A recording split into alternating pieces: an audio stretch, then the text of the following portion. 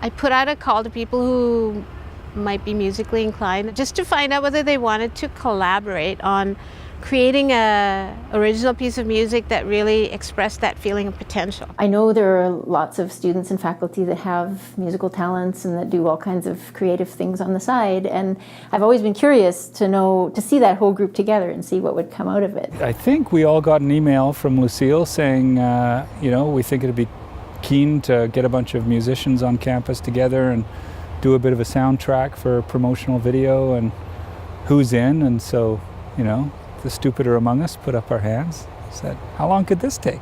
Well, my first reaction was, this will never gonna work, right? Because you can't write a song or do anything creative in a democratic style. It's like herding cats when you've got 25 different musical interests. I've worked with a lot of musicians in the past, and many of the groups that I've been have dissolved for less than being from different backgrounds. Well, that was interesting because there were quite a lot of people at the outset. There's no way we can do this, with all these people in the room.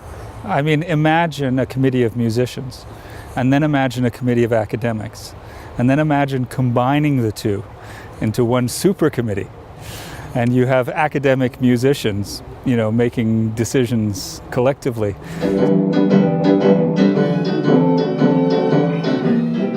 First time we were in open learning and everybody brought the instrument, and so we all set up and started just playing something, and all of a sudden I look around and I see, okay, there's a guitar to my left, there's a guitar to my right, and there's an acoustic guitar in front of me. And I said to myself, oh my God, here we go again. As a keyboard player, you're always just simply surrounded by guitar players because all the guitar players think they are the most important people. I was always chiding them to turn up the guitar, and of course they never did. There will be keyboards in this song at some point.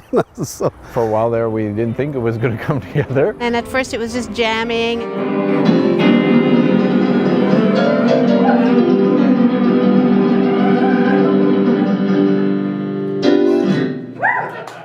I think the turning point, like that sort of TSN turning point in the music project, was when they got the Aboriginal singers in.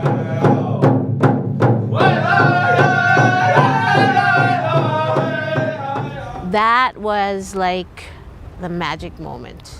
I think it's an honor to be asked to do any kind of singing, right? And so when we do it, we try to put our full energy into it. I'd heard them from far away, but I'd never been up that close before. And just seeing some of their working process and hearing some of our instruments with their instruments was just, I get goosebumps thinking about it.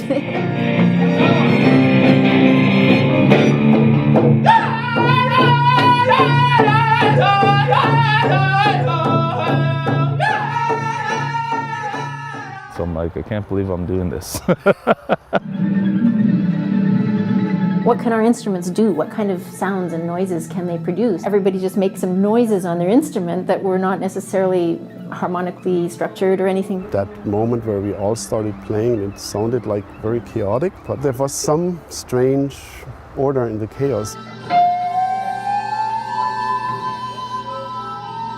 We came up with the lyrics for the chorus very quickly, but the lyrics for the verses were a little more of a committee effort. We actually went in and did outtakes of what the students had said in all of our interviews with students and faculty and staff, and so the lyrics were heavily influenced by what they said, their own words.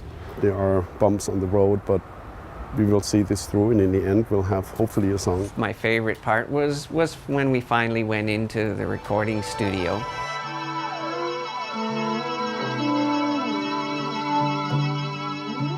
The song showed up, and it was in a pretty rough form, and we kind of figured out who was going to be the boss. I will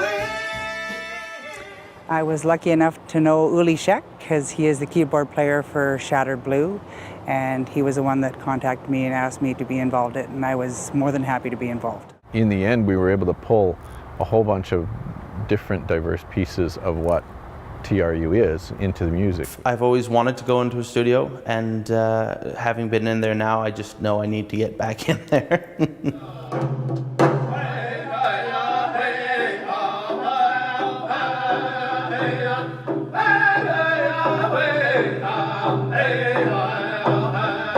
These people volunteered their time and their talent, and we ended up with something that all of us felt was certainly not something we could have predicted at the beginning. Oh, I always thought it would have an end point and there would be a final product.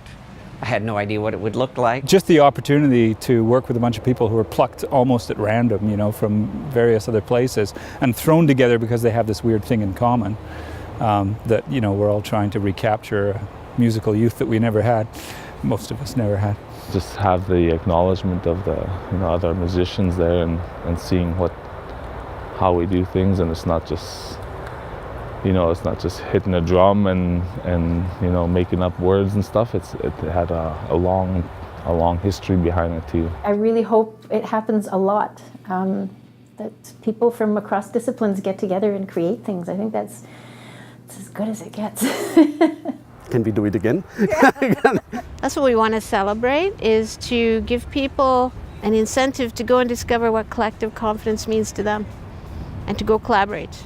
Once a year, we're going to have 3 awards where we give them money to invest in the creative collaboration that they come up with. And it can be students, it can be across faculties, it can be any collaboration. And you have to create something. You have to want to create something. And I'm pretty confident that some really beautiful things will come out of this, and some of them will be beautiful and practical and will add value to the experience of being at TRU, studying at TRU, working at TRU, you know, being true people.